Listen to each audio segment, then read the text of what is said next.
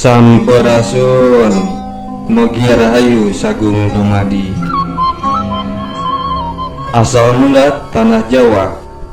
Sejarah awal Pulau Jawa seolah terbungkus oleh misteri karena sama sekali tidak diketahui keberadaannya oleh dunia sampai pulau ini dikunjungi oleh peziarah dari Cina Fahian pada tahun 412 Masehi. Berdasarkan buku Occult History of Java atau Sejarah Gaib Tanah Jawa karangan C.W. Bedell cetakan 1 Maret 2015 disebutkan pada tahun 2000 sebelum Masehi Pulau Jawa sudah menjadi koloni bangsa Atlantis. Tapi Atlantis hancur, kemudian Jawa menjadi negeri terpisah. Leadbeater atau Charles Webster Leadbeater adalah anggota dari Theosophical Society.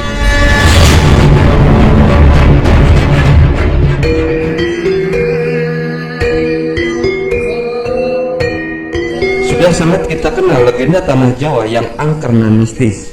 Seringkali dikaitkan dengan sang penumbal tanah Jawa yaitu Syekh Subakir dan Sabdo Kalon.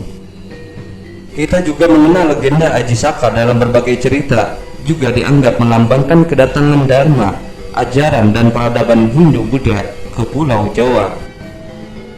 Penafsiran lain beranggapan bahwa kata Saka adalah berasal dari istilah dalam bahasa Jawa, Saka atau Soko, yang berarti penting, pangkal, atau asal mula.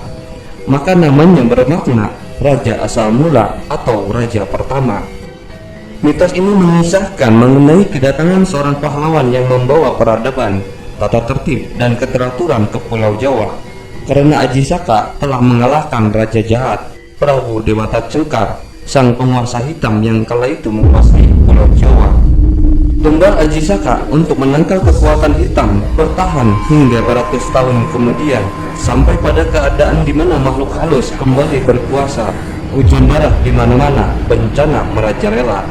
Pada waktu ini berkembanglah beberapa ajaran ilmu gaib di Pulau Jawa. Oleh karena itu Pulau Jawa dianggap angker dan mistis. Kisah legenda ini tidak bisa dianggap sumber sejarah ilmiah, namun tidak juga kita menafikan sebagai salah satu sumber yang dapat mengisi kekosongan sejarah bangsa.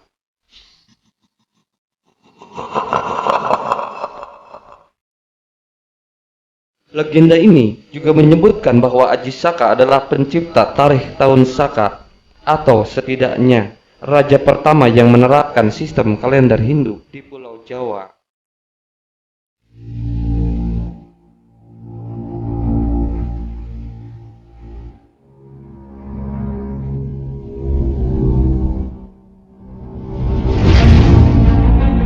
Dalam kisah lain, asal-usul Pulau Jawa, pada abad ke-15 Masehi, datanglah Syekh Subakir, seorang ulama yang dikirim Kesultanan Turki Utsmaniyah ke tanah Jawa. Syekh Subakir adalah seorang ulama besar yang dikirim untuk menumbal tanah Jawa dari pengaruh negatif makhluk halus saat awal penyebaran agama Islam di Nusantara. Jika digambarkan dalam garis waktu atau timeline seperti berikut ini, kedatangan Syekh Subakir berada pada awal abad ke-15 Masehi. Syekh Subakir mengetahui kondisi Pulau Jawa banyak dipengaruhi unsur gaib yang sangat mengganggu. Lalu Syekh Subakir membawa batu hitam dari Arab yang telah dirajah.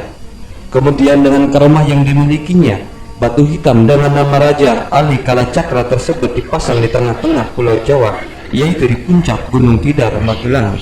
Karena Gunung Tidar dipercayai sebagai titik sentral atau pakunya tanah Jawa. Hasilnya kekuatan gaib yang mengganggu di Pulau Jawa dapat dihalau. Pada masa ini ilmu kebatinan berkembang lagi menjadi beberapa cabang, yaitu ketabiban, kewaskitaan, kesaktian, kanuragan, kekebalan, pengasihan, termasuk juga tenaga dalam. Kemudian sepeninggal Syekh Subakir, pemakaran gaib terhadap pengaruh negatif dilanjutkan oleh para wali Songo. Para wali ini mengajarkan ajaran Islam. Salah satu di antaranya yang terkenal adalah Sunan Kalijaga.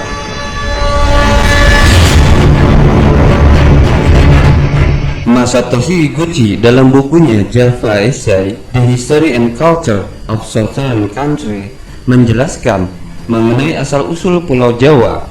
Iguchi mengambil sumber dari mitologi pewayangan Jawa. Dikisahkan zaman dahulu, mulai Aceh hingga Bali membentang dalam satu pulau. Dalam surat Mahaparwa karya Empu Satya tahun 851 Surya atau 879 Candra dari Memenang Kediri menceritakan dulu ada sebuah pulau panjang yang belum berpenghuni dan belum punya nama. Suatu ketika para dewa yang bersemayam di kahyangan Gunung Tenggulu, Himalaya, datang ke pulau tersebut dipimpin oleh Sang Hyang Manikmaya atau Betara Guru dan menamakan pulau tersebut dengan Dawa yang berarti pulau panjang, sesuai dengan keadaan dari pulau tersebut yang waktu itu membentang dari Aceh hingga Bali. Sementara itu di tanah Hindustan ada seorang Brahmana yang diperintahkan ayahnya untuk mencari pulau yang panjang atau pulau Dawa atau pulau Jawa agar bertapa di sana.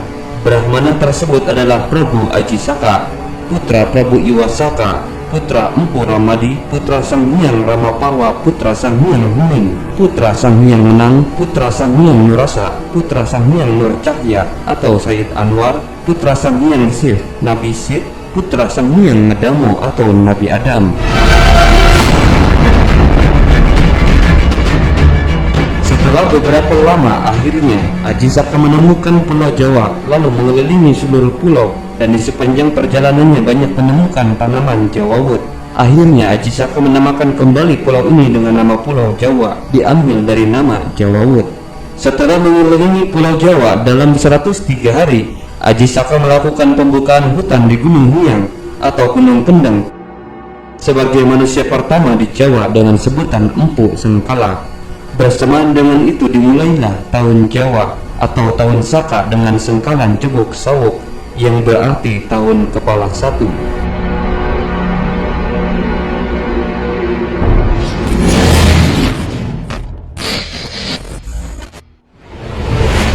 Legenda lainnya tentang legenda Tanah Jawa dikisahkan Raja Rum dari Bursa, Turki yang bernama Sultan Galba melakukan ekspansi ke pulau-pulau yang masih sunyi, yang diantaranya mengirim 20.000 keluarga ke Pulau Jawa. Setelah beberapa lama tinggal di Pulau Jawa, rombongan tersebut terserang wabah penyakit sehingga tinggal 2.000 keluarga. Ketika terserang wabah berikutnya tinggal 200 keluarga. Dan di tahun keempat sejak kedatangannya di Pulau Jawa, rombongan ini tinggal 20 keluarga dan memutuskan kembali ke Tanah Rum untuk melaporkan keadaan kepada Sultan. Setelah mendengar laporan tentang keadaan rombongan yang dikirim ke Pulau Jawa, Sultan merasa sedih lalu mengutus wali dari golongan Bani Israel yang bernama Usman Aji untuk memberi tumbal pada Pulau Jawa. Setelah sampai di Pulau Jawa, Usman Aji mengelilingi Pulau Jawa dan bertemu dengan Empu Sengkala di Gunung Hyang. Kemudian Usman Aji memasang tumbal di titik tengah dan 4 arah. Keesokan harinya terdengar petir dari segala arah dan tanah Jawa bergetar, bergemuruh menandakan kalahnya makhluk halus oleh tumbal tersebut. Setelah 21 hari, Usman Aji kembali ke Tanah Rum dengan disertai Empu Sengkala dengan sengkalan Gora Sirna yang bermaksud tahun ke-7. Setelah berguru kepada Usman Aji dan bergelar pendeta Iskak, Empu Sengkala pergi ke Hindustan menghadap Sang Hyang Jagatnata, kepala para dewa, meminta izin untuk membawa rombongan ke Pulau Jawa. Dan selanjutnya Empu Sengkala membawa 20.000 keluarga yang terdiri dari bangsa Keling, Alengka atau Seilam, dan Siam ke Pulau Jawa. Setelah berhasil membentuk masyarakat Jawa, Empu Sengkala kembali ke Rum, kemudian melakukan perjalanan ke Awindar atau Lulmat atau dunia gaib yang sunyi dan abadi di alam tersebut dengan sengkalan Anambah Geni Meletik, yaitu tahun 32 Saka.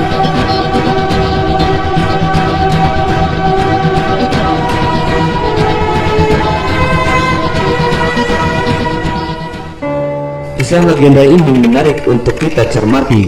Nama Raja Rum di Bursa, Turki. Kita dapat mengenali bahwa Raja Rum di Bursa, Anatolia, Turki. Namun, nama Sultan Galba tidak ditemui dalam nama raja-raja atau nama sultan-sultan yang berada di Turki. Dengan mudah kita dapat melakukan searching dengan Google. Pengiriman puluhan ribu keluarga ke Pulau Jawa dari Keling, Ceylon, dan Siam ke Pulau Jawa nampaknya terjadi kekeliruan oleh penulis legenda. Puluhan ribu keluarga tersebut diangkut terjadi hanya pada zaman penjajahan Belanda di tanah Nusantara. Pemberangkatan dari tanah Keling itu dari pelabuhan yang berada di Chennai atau Madras, India sekarang. Kemudian tentang nama Sang Hyang Jagatnata atau kepala para dewa, ini mengacu kepada sosok Semar. Sang Hyang Jagatnata dalam mitologi Jawa adalah Batara Guru. Ia juga dikenal dengan nama lain seperti Sang Hyang Manikmaya, Sang Hyang Caturbuja, Sang Hyang Otipati, Sang Hyang Jagatnata, Nilakanta, Trinetra, dan Kirinata. Nama Sang Hyang Jagatnata dan sosoknya adalah sosok asli dari kepercayaan Nusantara, jadi seharusnya tidak terkait dengan Turki.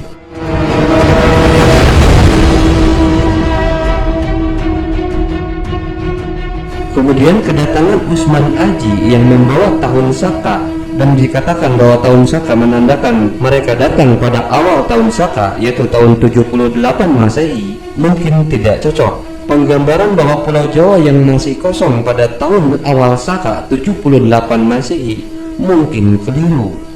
Pada awal Masehi di Pulau Jawa telah ada Salakanagara, dan dikatakan pada tahun 130 Masehi Dewa Warman telah terbiasa bolak-balik antara Pulau Jawa, yaitu Salakanagara, ke India, ke negeri Barata.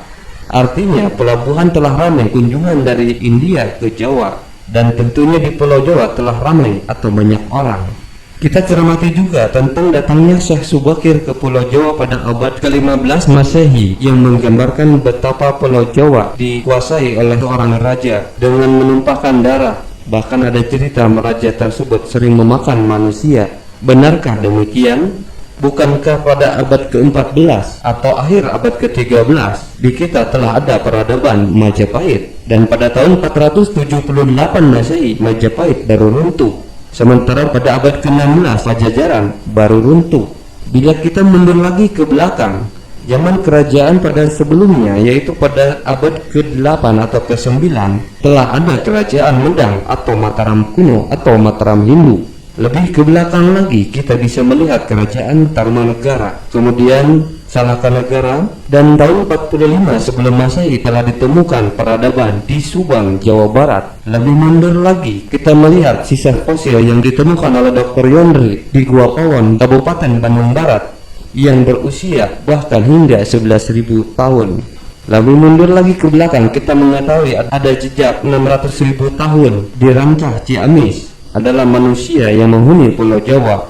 Bahkan manusia Sangiran Trinil di Pulau Jawa telah berusia lebih dari 1,5 juta tahun.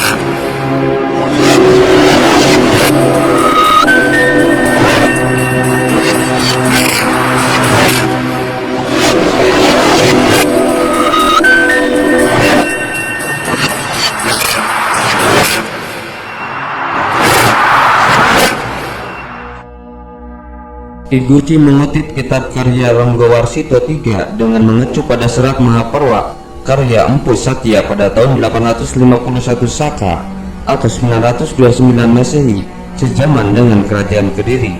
Sepeninggal Empu Sengkala, masyarakat Jawa terus melakukan pembukaan daerah-daerah baru, tapi belum ada raja yang mengatur, sehingga disebut dengan zaman Kukilang.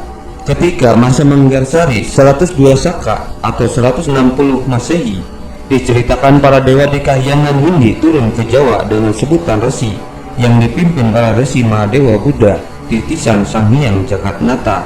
Para resi ini kemudian menjadi sanjungan orang Jawa, dan mulailah sistem kerajaan di Pulau Jawa dengan raja pertamanya Resi Mahadewa Buddha, titisan Sang Hyang Jagatnata.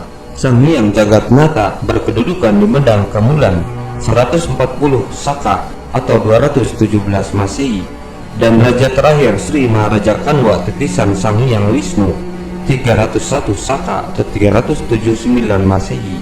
Pada masa pemerintahan Sri Maharaja Kanwa pada tahun 329 Saka atau 407 Masehi, terjadi peristiwa penculikan Dewi Srigati, putri Sri Maharaja Kanwa, oleh Prabu Karungkala dari Pidana atau Sumatera, tetapi berhasil diselamatkan oleh Raden Sengkang yang akhirnya dijadikan menantu. Karena peristiwa penculikan ini, Sri Maharaja Kanwa marah dan menghancurkan negeri Pidana dan membinasakan Prabu Karangkala.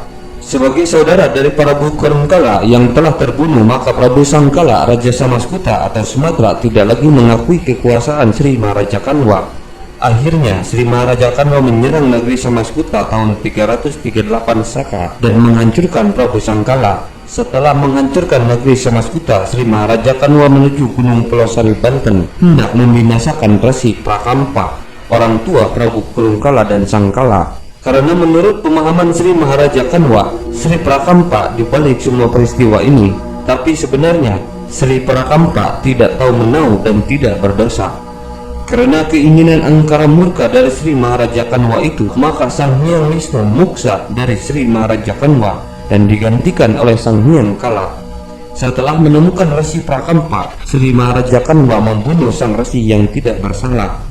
Karena kesaktian Resi Prakampa yang telah dianiaya oleh Sri Maharaja Kanwa, maka Gunung Kapi atau Krakatau meletus diiringi dengan bencana air bah, hujan lebat, dan angin topan. Gunung Kapi runtuh masuk ke dalam bumi. Air laut menggenangi daratan dari Gunung Gede Bogor sampai Gunung Rajawasa, Lampung. Setelah surut, Pulau Jawa terbelah menjadi dua.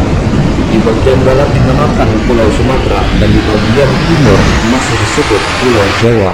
Sebagian Gunung Krakatau tenggelam dan menjadi Selat Sunda, dan negeri Samaskuta amblas ke bumi menjadi Danau Singkara atau Singkarak di Padang. Dalam buku Catastrophe, An Investigation into the Origin of the Modern World, David Case memperkirakan peristiwa meletusnya Gunung Krakatau adalah pertengahan abad ke-6 Masehi atau tahun 535 Masehi. Ia juga merujuk catatan Cina dalam History of Southern Dynasty bahwa Desember tahun 529 Masehi terdengar gemuruh yang datangnya dari arah barat daya negeri itu sebanyak 2 kali ledakan. Suara tersebut diperkirakan berasal dari letusan Gunung Krakatau. Dr. Wahlatz dan David Case membuat simulasi komputer atas peristiwa letusan Krakatau itu dan memperkirakan bahwa sebaran magma sebanyak 200 kubik per kilometer dengan diameter 50 km diperkirakan lebih besar dari letusan Gunung Tambora Flores tahun 1815 Masehi. Peristiwa itu membuat Gunung Proto Krakatau meninggalkan kawah kaldera sehingga memisahkan Pulau Jawa dan Sumatera. Hasilnya seperti pada gambar berikut. Hasil simulasi komputer dari Dr. Wahlatz atas peristiwa letusan Gunung Krakatau juga tidak dapat menentukan kapan peristiwa itu terjadi, hanya bisa menampilkan efek dari letusan tersebut. Catatan paling kuno dari negeri Cina menyebutkan bahwa Pulau Jawa dan Sumatera adalah daratan yang menyatu. Kondisi seperti itu hingga tahun 400 Masehi, Jawa dan Sumatera tetap menyatu. Demikian seperti dikutip dari artikel Profesor Chihara, seorang ahli penelitian arsitektur Jawa kuno. Namun pendapat Profesor Chihara belum dapat dijadikan bukti sejarah. Informasi yang datang dari Eropa, sebuah puisi Victorian dikutip oleh Gerald Manley Hopkins yang menjelaskan warna matahari ketika terbenam. Profesor Jeff Matthews menggambarkan bahwa puisi Santo Telemachus telah menggambarkan kondisi atmosfer yang sama pada tahun 400 Masehi ketika seorang pendeta Almachius atau Santo Telemachus mendengar suara Tuhan di Asia yang menuju Romawi untuk menghentikan permainan gladiator. Setelah kematian Santo Telemachus sebagai martir, Kaisar Romawi, Kaisar Honorius, melarang gladiator di Romawi untuk selamanya.